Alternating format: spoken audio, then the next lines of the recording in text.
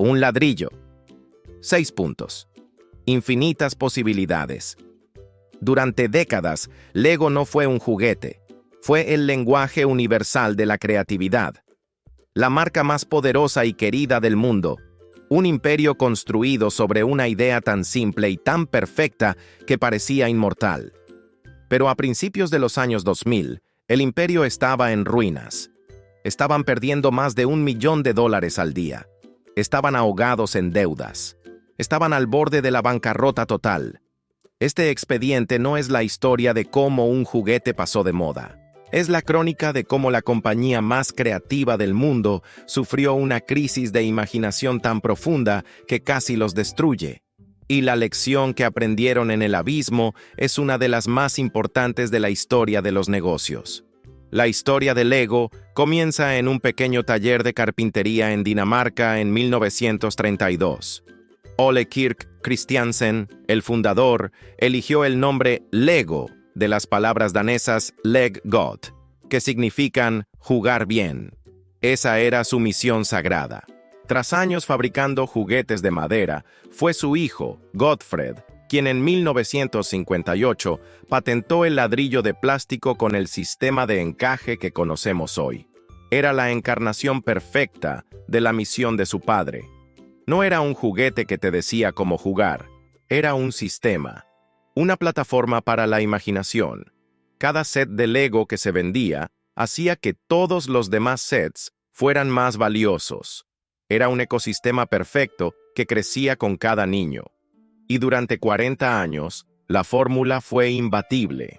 Lego se convirtió en sinónimo de calidad, creatividad y la infancia misma. Pero a finales de los 90, el mundo cambió. Una nueva fuerza, los videojuegos, con sus gráficos deslumbrantes y su acción instantánea, capturó la imaginación de los niños. De repente, el lento y paciente acto de construir parecía aburrido. Los estudios de mercado de Lego confirmaron su peor pesadilla. Los niños tenían menos tiempo, menos paciencia y más opciones que nunca. Y Lego entró en pánico. Pausa. Abramos el expediente aquí. Lo que presenciamos fue el inicio de una crisis de identidad corporativa. Esto ocurre cuando una empresa exitosa se enfrenta a una amenaza existencial y en su miedo olvida la razón por la que se volvió exitosa en primer lugar. Dejan de confiar en su núcleo, en su alma, y empiezan a perseguir desesperadamente las tendencias, convirtiéndose en una mala imitación de sus competidores en lugar de ser la mejor versión de sí mismos. Atrapados en esta crisis, los directivos de Lego cometieron el pecado capital. Dejaron de creer en el ladrillo. En un intento desesperado por ser innovadores y competir con el ritmo de los videojuegos, se lanzaron a una diversificación caótica. Se expandieron a parques temáticos, ropa, programas de televisión y, lo más trágico de todo, nuevos juguetes que traicionaban su propia filosofía. En una tensa sala de juntas en 1999, el nuevo director de innovación presentó el proyecto Galidor. Sobre la mesa, una figura extraña, mitad humana, mitad insecto, que no se parecía en nada a un Lego. Los niños ya no quieren construir, argumentó. Quieren historias ya hechas.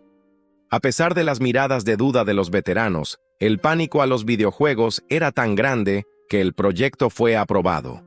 Fue el primer clavo en el ataúd del jugar bien.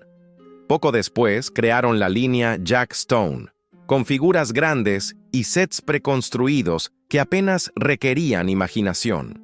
Estaban tan obsesionados con darles a los niños una gratificación instantánea que olvidaron que la magia del Lego residía precisamente en el esfuerzo, en el orgullo de construir algo tú mismo.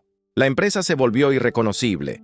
Pasaron de tener un número manejable de 300 piezas únicas a tener más de 12,000.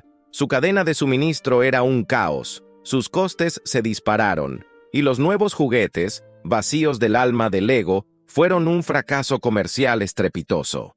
Estaban perdiendo dinero a una velocidad aterradora. En 2003 la compañía estaba al borde del colapso. Necesitaban un salvador. y lo encontraron en un joven ex consultor de McKinsey llamado Jørgen Big Knudstorp. Fue el primer CEO que no era de la familia fundadora, un outsider sin ninguna conexión emocional con el pasado. Y su diagnóstico fue brutal. Descubrió que la empresa ni siquiera sabía cuánto costaba fabricar sus propios ladrillos. Descubrió que el 90% de sus miles de piezas solo se usaban en un único set, una pesadilla logística. Pero su descubrimiento más importante fue filosófico. Se dio cuenta de que Lego había sufrido una crisis de imaginación. Habían olvidado quiénes eran. Su estrategia de rescate fue tan simple como dolorosa. La llamó volver al ladrillo. Análisis del expediente. Lo que Knudstorp implementó es una estrategia conocida como innovar desde el núcleo. En lugar de buscar la innovación en territorios ajenos y desconocidos, la verdadera fuerza reside en reexaminar tu producto principal y encontrar nuevas formas de hacerlo relevante. La innovación no siempre significa abandonar lo que eres. A menudo, significa recordar por qué eres grande y potenciarlo. El ladrillo no era el problema. Era la solución esperando ser redescubierta. El plan de Knudstorp fue una purga. Vendió los parques temáticos. Redujo drásticamente el número de piezas únicas, volviendo a un sistema manejable. Despidió a miles de personas en una reestructuración dolorosa pero necesaria. Y, lo más importante, hizo algo que la antigua dirección había dejado de hacer. Escuchó. Se reunió con los verdaderos fans de Lego, los AFOLs, Adult Fans of Lego, y les hizo una pregunta simple. ¿Por qué aman nuestros productos? La respuesta fue unánime. No amaban Lego por sus figuras de acción. Amaban el ladrillo. Amaban el sistema. Amaban el desafío y la recompensa de la construcción. Y así comenzó la segunda conquista del mundo por parte de Lego. En lugar de crear personajes genéricos que a nadie le importaban, empezaron a licenciar los universos que los niños y adultos ya amaban. En 1999, habían lanzado su primer set de Star Wars. Knudstorp vio el potencial y lo convirtió en el pilar de la compañía. Lego Star Wars, Lego Harry Potter, Lego Indiana Jones. Ya no vendían solo ladrillos, vendían la oportunidad de construir los mundos que amabas. Crearon videojuegos que eran parodias brillantes de películas famosas, donde todo estaba hecho de ladrillos, celebrando el humor y la creatividad. Y en 2014 ejecutaron su obra maestra, la Lego Película. No era un anuncio de 90 minutos. Era una celebración filosófica sobre la creatividad, la individualidad y la alegría de la construcción, que casualmente estaba hecha de su producto. Dejaron de ser una empresa de juguetes y se convirtieron en una empresa de propiedad intelectual. El ladrillo ya no era solo un producto. Era el medio a través del cual se contaban las mejores historias del mundo. La capacidad de Lego para crear una conexión emocional profunda a través del acto de la creación es legendaria. Te venden una caja de plástico, pero lo que realmente te llevas es el orgullo de haber construido algo. Entender cómo se forja esa conexión, cómo se vende un valor simbólico tan potente, es la clave del éxito. Si quieres el sistema para entender la ciencia detrás de esta conexión, te recomiendo el curso Neuroventas, Conecta Luego Vende. El enlace está en la descripción. El veredicto final sobre Lego es una de las historias de resurrección más inspiradoras del mundo corporativo. Fueron al abismo y regresaron, no con una nueva invención revolucionaria, sino con el redescubrimiento de la idea simple y perfecta que tenían desde el principio. Nos enseñaron que la verdadera innovación no siempre se trata de crear algo nuevo. A veces, se trata de recordar por qué tu idea original era tan brillante. La próxima vez que pises un ladrillo de Lego descalzo en mitad de la noche, recuerda esto. Ese pequeño trozo de plástico doloroso no es solo un juguete, es un monumento a la resiliencia. Es la prueba de que, a veces, para conquistar el mundo, primero tienes que estar dispuesto a reconstruirte a ti mismo, pieza por pieza. Ahora quiero tu análisis. ¿Cuál crees que fue el mayor error de Lego durante su crisis, la diversificación caótica o el abandono de su filosofía?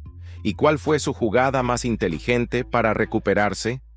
Deja tu estrategia en los comentarios. La historia de Lego es la de una empresa que tuvo que morir para poder vivir. Pero ¿qué pasa cuando una empresa está muerta desde el principio, pero nadie se da cuenta durante una década?